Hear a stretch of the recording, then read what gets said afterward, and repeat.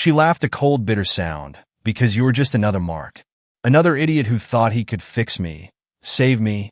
But you're not my first, Jake, and you won't be my last. I stared at her, my mind racing. She was serious. This wasn't a bluff. If I didn't do what she wanted, she'd pull the trigger. I always thought I had a good read on people, especially my wife. Lisa and I had been together for 10 years, married for 7, and as far as I knew, we had a rock-solid relationship. Or at least, that's what I told myself until the night everything fell apart. It was a Thursday evening, one of those unremarkable days where nothing seemed out of the ordinary. I just got home from work, tired and ready to unwind. Lisa was in the kitchen, humming as she chopped vegetables for dinner. She looked as beautiful as ever, blonde hair tied up in a messy bun, wearing one of my old college sweatshirts. It was moments like these that made me forget the world outside our little bubble. But then my phone buzzed. I pulled it out of my pocket, expecting another spam email or maybe a text from my brother. Instead, it was a notification from an unknown number. Normally, I would have ignored it, but something made me click. The message was short, but it hit me like a punch to the gut. You deserve to know the truth about your wife. Check the file. Beneath the text was a link to a cloud storage folder. My instincts screamed scam, but curiosity, or maybe something deeper, got the better of me. I opened it. What I saw made my blood run cold. The folder was full of pictures and videos. Grainy, poorly lit shots of Lisa with a man I didn't recognize. Some were innocent enough, her sitting across from him at a cafe, laughing at something he'd said. But then there were others, more intimate ones I couldn't unsee no matter how much I wanted to. Lisa in our bedroom, on our bed, with him. I sat there on the couch, staring at my phone, my heart pounding like I'd just run a marathon. My brain scrambled for explanations. Was this some kind of prank? A sick joke? But the more I looked, the more undeniable it became. The timestamps told a story I didn't want to believe. These weren't isolated incidents. The photos spanned months, her lunches, her weekends when I thought she was out with the girls, even times when I'd been away on work trips. I kept scrolling, each new image like a dagger to the chest, until I hit the videos. I didn't want to watch them, but my hand moved before I could stop it. The first one started in a hotel room. The camera was shaky, like it had been propped on a dresser, but the content was clear. Lisa was laughing, her hands tangled in the hair of the man she was kissing. The same man from the pictures. I shut the phone off, throwing it onto the coffee table like it was on fire. My chest felt tight, like I couldn't breathe. This couldn't be real. This couldn't be my life. But no matter how hard I tried to deny it, the evidence was right there, staring back at me. Lisa was cheating on me, and she'd been doing it for a long time. I sat there for what felt like hours, trying to figure out what to do. Part of me wanted to confront her right then and there, to grab my phone and shove the evidence in her face.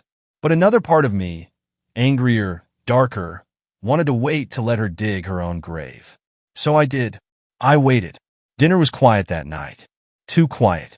Lisa was her usual cheerful self, chatting about her day at work, asking about mine. I answered in monosyllables, my eyes glued to my plate. You okay? She asked at one point, her brow furrowing. You've been quiet. Just tired, I lied, forcing a smile. Long day. She bought it. Of course she did. Lisa had always been good at reading people, but she didn't have a clue what was simmering beneath the surface. The next day, I did something I'd never done before. I snooped. While Lisa was in the shower, I grabbed her phone from the nightstand. She never locked it. Another reason I'd trusted her implicitly. It only took a few swipes to find the texts. There were hundreds of them. Messages between Lisa and the man, Jason. Some were flirty, others explicit. But the one that made my stomach drop was dated just 2 days ago. Mark's out of town next week.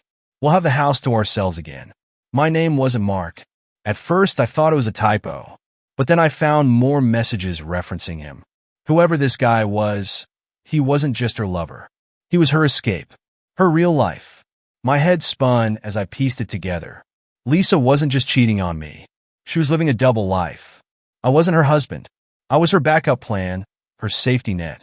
The man she came home to when her little fantasy world wasn't convenient. That was it. That was the moment the anger took over. I wasn't the type to lose my temper. At least I hadn't been before, but the betrayal was too much. I felt like a fool, like the punchline of some cruel joke, and I was done playing along. I decided I wouldn't just confront her. I'd expose her. So I forwarded everything, the pictures, the texts, the videos to my laptop and started making copies. If Lisa wanted to live two lives, I'd make sure everyone in both of them knew the truth. Her friends, her family, even her precious Jason. I wasn't going to let her walk away from this unscathed. By the time I hit send on the forwarded files to my laptop, my anger was white hot, boiling just beneath the surface. I wasn't even sure what I'd do when I confronted Lisa. Part of me wanted to blow up her life the way she'd torch mine. Another part wanted to see her squirm, to watch her lie and stumble over excuses before I dropped the evidence. But something about the whole thing didn't sit right. The videos, the pictures, they weren't things Lisa would willingly let someone else record. At least, not the Lisa I thought I knew. And the way they've been sent anonymously with no explanation, it felt calculated, too deliberate. Like someone wanted me to find them. My phone buzzed, snapping me out of my thoughts. Another message from the unknown number. My stomach clenched as I opened it. Did you watch them all? She's not who you think she is, Jake. The anger flared again. Whoever this was, they weren't just showing me Lisa's betrayal. They were enjoying it. Taunting me. I typed back before I could stop myself. Who the hell are you? The response came almost immediately. Someone who knows the truth. I stared at the message, my pulse racing. Someone who knows the truth? What the hell did that mean? My fingers hovered over the keyboard, but before I could respond, another message came through. This one hit me like a slap to the face. We should talk. It's Amanda. Amanda. I hadn't thought about Amanda in years. My ex-girlfriend, my first love, the one who left me in a whirlwind of drama and heartbreak. We'd ended things badly. Shouting matches, accusations, the works, and I'd moved on as best I could. Or at least, I thought I had. Seeing her name now, tied to this mess with Lisa, sent my head spinning. Why was she reaching out? What did she have to do with this? I hesitated, then typed back. What the hell are you doing, Amanda? How do you know about this? Her reply was fast. It's not safe to text. Meet me at the coffee shop on Main in an hour. Against my better judgment, I went. The coffee shop was nearly empty when I arrived. Amanda was sitting in the corner, nursing a latte and scrolling through her phone. She looked different, older, of course, but still beautiful in that effortless, casual way that used to drive me crazy. When she saw me, she smiled, but there was something guarded in her expression. Jake, she said, standing to hug me. I didn't reciprocate. Cut the crap, Amanda, I said, my voice low. What's going on? Why are you sending me this stuff? She sighed, gesturing for me to sit. Always straight to the point, some things never change. Amanda, I said, my patience thinning. Talk. She leaned back in her chair, studying me for a moment before she spoke. You deserve to know the truth about Lisa. She's not who you think she is. I scoffed. Yeah, I figured that out when you sent me videos of her sleep some other guy. What I want to know is why you care. Her eyes narrowed. Because I've been there, Jake. I know what it's like to have someone play you, to use you, to lie to your face while they're living a double life. I frowned, her words tugging at something buried deep. What are you talking about? She hesitated, then pulled her phone from her bag. Lisa and I have a history. The words hit me like a truck. You know Lisa? She nodded, her face tight. We met years ago, not long after you and I broke up. She was dating some rich guy in the city. Mark, I think his name was. She had this way of making people fall for her, of making you think she was perfect. But she wasn't. I stared at her, my mind racing. You're telling me you've known my wife this whole time and didn't think to mention it. It's not that simple, she said, her voice rising. Lisa and I weren't friends, Jake. She's dangerous. I laughed, the sound bitter and sharp. Dangerous? Come on, Amanda. She's a liar, sure, but let's not get dramatic. She slid her phone across the table. The screen lit up with another folder of files. Look at this. Then tell me I'm being dramatic. I hesitated, but curiosity won out. I opened the folder, scrolling through pictures, emails, and texts. My blood turned to ice as I read. Lisa hadn't just been cheating on me. There were messages to Mark, her other husband.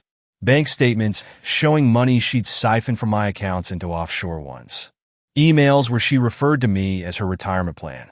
And then there were the pictures of Amanda bruised, crying, looking like she'd been through hell. What the hell is this? I demanded, my voice shaking. It's who Lisa is, Amanda said quietly. She finds men like you, like Mark, like the guy before him. She charms you, makes you fall for her, and then she takes everything.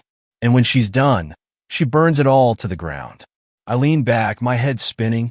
This couldn't be real. Lisa wasn't perfect. Sure, but this was insane. You're lying, I said, but the words felt hollow. Amanda shook her head. I wish I were. She did the same thing to me, Jake. I was just collateral damage. She thought I was getting too close to her secrets, so she got rid of me. And now she's doing it to you. I stared at the files again, the weight of her words sinking in. Lisa wasn't just unfaithful. She was a con artist, a predator, and I was her next victim. When I got home, Lisa was waiting for me. She was sitting on the couch, scrolling through her phone like nothing was wrong. The same innocent smile she always wore plastered on her face. But now I saw it for what it was, a mask, a cover for the lies underneath. Hey, babe, she said, looking up as I walked in. You were out late. I didn't respond, just stared at her, my mind racing with everything Amanda had told me. She tilted her head, her smile faltering. Jake, you okay? For a second, I almost confronted her right then and there. But something in her eyes made me hesitate. Amanda's warning echoed in my head. She's dangerous. So instead, I played dumb. Yeah, just had a lot on my mind. Her smile returned, but it didn't reach her eyes. Well, maybe we should talk. Take a drive or something. Clear the air. A drive? I asked, trying to keep my tone casual. Yeah, she said, standing and grabbing her jacket. It'll be good for us. Just you and me. Every instinct I had screamed at me not to go, but I nodded anyway. If Lisa was planning something, I needed to know what. We drove in silence, Lisa behind the wheel. The further we got from town, the more uneasy I felt. She wasn't heading toward any place we'd normally go, not the park, not the lake, not even the scenic overlook where we used to have picnics. She was heading deep into the woods, down a dirt road I didn't recognize. Finally, I broke the silence. Where are we going, Lisa? She glanced at me, her expression unreadable. You'll see. The car rolled to a stop in a small clearing surrounded by towering pines. The place was isolated. No houses, no lights, nothing but the sound of the wind rustling through the trees. Lisa killed the engine and turned to face me, her hands folded neatly in her lap. I need you to do something for me, Jake, she said, her voice calm. Too calm. My stomach tightened. What? She reached in her purse and pulled out a manila envelope. I need you to sign these. I took the envelope and opened it, my hands trembling. Inside were legal documents, transfer papers for our house, our savings, everything. She wanted it all in her name. What the hell is this? I asked, my voice rising. Lisa didn't answer. Instead, she reached in her jacket pocket and pulled out a gun. Lisa, I said slowly, raising my hands. What are you doing? What I have to, she said, her voice steady. Sign the papers, Jake. You're insane, I said, my heart pounding. You really think you can just steal everything and get away with it? I already have, she said with a smirk. You're not as smart as you think you are, Jake. You never were. Why? I asked, my voice cracking. Why are you doing this? She laughed, a cold, bitter sound. Because you're just another Mark. Another idiot who thought he could fix me, save me. But you're not my first, Jake, and you won't be my last. I stared at her, my mind racing. She was serious. This wasn't a bluff. If I didn't do what she wanted, she'd pull the trigger. But then, out of the corner of my eye, I saw movement in the trees. A shadow darting between the pines, too quick for Lisa to notice. My heart leapt. Amanda. Lisa, I said, keeping my voice steady. Think about what you're doing. If you kill me, you'll never get away with it. Her grip on the gun tightened. I've gotten away with worse. Before I could respond, there was a loud crack, a branch snapping underfoot. Lisa spun toward the sound, her eyes narrowing. Who's there? She called, her voice sharp. In that split second, I acted. I lunged for her, grabbing her wrist and twisting it until the gun fell from her hand. She screamed, clawing at me, but I held on, wrestling her to the ground. The gun skidded across the dirt, stopping at Amanda's feet. Amanda stepped into the clearing, the gun in her hand. She pointed it at Lisa, her expression unreadable. "Let me go," Lisa screamed, her voice shrill. "You don't know what you're doing." "Oh, I know exactly what I'm doing," Amanda said, her voice cold. "You don't get to hurt anyone else, Lisa." But then Amanda turned the gun on me. My blood ran cold. "Amanda, what are you? This wasn't just about Lisa," she said, her eyes locked on mine. "It was about you too." "What the hell are you talking about?" She smiled, but it didn't reach her eyes. "You broke me, Jake. You left me. And now, I'm breaking you." Lisa laughed, a bitter, hysterical sound. "See, Jake? I'm not the only one who's dangerous." Amanda's finger tightened on the trigger, and for a moment, I thought it was over. But then, she lowered the gun and tossed it into the bushes. "Get out of here," she said, her voice flat. "Both of you." Lisa scrambled to her feet, glaring at Amanda. "This isn't over," she spat. "Yes, it is," Amanda said, her tone deadly. "If I ever see either of you again, I won't miss next time." Lisa took off into the woods, and I was left standing there, staring at Amanda. The woman who just saved my life and ruined it in the same breath. "What now?" I asked, my voice hollow. Amanda didn't answer. She just turned and walked away, disappearing into the shadows. The drive home was silent, except for the pounding of my heart. Lisa was gone. Amanda had disappeared into the woods, and I was left with nothing but questions and an empty house waiting for me.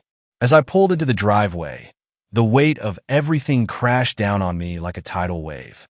My wife wasn't just cheating. She'd been plotting to destroy me. And Amanda, the one person I thought had come to help, had her own twisted motives. I didn't sleep that night. How could I? The events replayed in my mind over and over. Lisa's gun, Amanda's threats, the way they both wielded lies like weapons. I had no idea who I could trust anymore. The first thing I did the next morning was call a lawyer. Lisa was still missing, but I wasn't taking any chances. The lawyer, a sharp-eyed man named Daniel Marks, didn't mince words. "We need to move fast," he said. "File for divorce, freeze joint accounts, and lock down any assets in your name." "What about the house?" I asked. "Can she take it?" "Not if I can help it," he said with a grim smile. "But we'll need proof of her intentions. Anything you've got, texts, emails, bank records." I forwarded everything Amanda had sent me. The photos, the videos, the bank transfers, it was all there, a damning trail of evidence against Lisa. Daniel's expression darkened as he read through it. "This isn't just infidelity," he said. "This is fraud, Jake. She's been building a case against you to strip you of everything. But with this, we can turn the tables." It felt like a small victory, but it didn't ease the knot in my stomach. Lisa might have been manipulative, but she wasn't stupid. I knew she wouldn't go down without a fight. 2 days later, Amanda showed up at my door. I almost didn't answer. After what had happened in the forest, I didn't know if I could face her. But curiosity, and maybe a lingering sense of unfinished business, won out. I opened the door to find her standing there, looking surprisingly calm. "Can we talk?" she asked. I didn't invite her in. "What do you want, Amanda?" She sighed, crossing her arms. "To explain." I leaned against the door frame, keeping my distance. "You pulled a gun on me. I think we're past explanations." "It wasn't loaded," she said quickly. I needed you to take me seriously." "You needed me to take you seriously, so you threatened my life?" "That's insane." "I wasn't trying to hurt you," she said, her voice soft. "I was trying to stop Lisa." "And me?" I asked, my anger simmering. "What was your plan for me, Amanda? Destroying Lisa wasn't enough? You had to throw me under the bus too?" She hesitated, then shook her head. "No, I wanted to hurt her, not you. But you were collateral damage." "Collateral damage?" I repeated, my voice rising. "You don't get to decide that, Amanda. You don't get to decide who pays for her sins." She looked down, shame flickering across her face. "You're right. I am sorry, Zeke. I needed you to see who she really is." "Well, congratulations," I said bitterly. "Mission accomplished." She reached in her bag, and I tensed, half expecting another weapon. But all she pulled out was an envelope. "What's this?" I asked, not taking it. "Proof," she said. "Bank records, emails, everything she's done to you, and to Mark before you. Use it. Protect yourself. For a moment, I just stared at her. Why are you doing this? Because I couldn't stop her before, she said quietly. But you can. With Amanda's new evidence, my lawyer was able to move fast. Within days, Lisa's accounts were frozen. Her access to our assets cut off. She tried to fight back, sending angry texts, threatening to ruin me if I didn't drop the divorce, but the evidence against her was airtight. The final blow came when we uncovered her connection to Mark. He'd been her first victim, draining his accounts and disappearing before he could catch on. When he heard about my situation, he joined the case, providing even more proof of her pattern of fraud and manipulation. Lisa was arrested 2 weeks later. I wasn't there to see it, but the image of her being led away in handcuffs was enough to bring a grim sense of satisfaction. She'd been trying to destroy me, but in the end, she destroyed herself. The fallout wasn't easy. Even with Lisa out of my life, the scars she left behind ran deep. Trusting anyone felt impossible, and the anger I carried threatened to consume me. But therapy helped. So did time. I learned that betrayal isn't always about the act.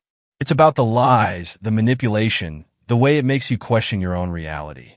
Lisa had taken more than just money or trust. She'd taken a piece of who I was. But she didn't get to keep it. As for Amanda, we never spoke again.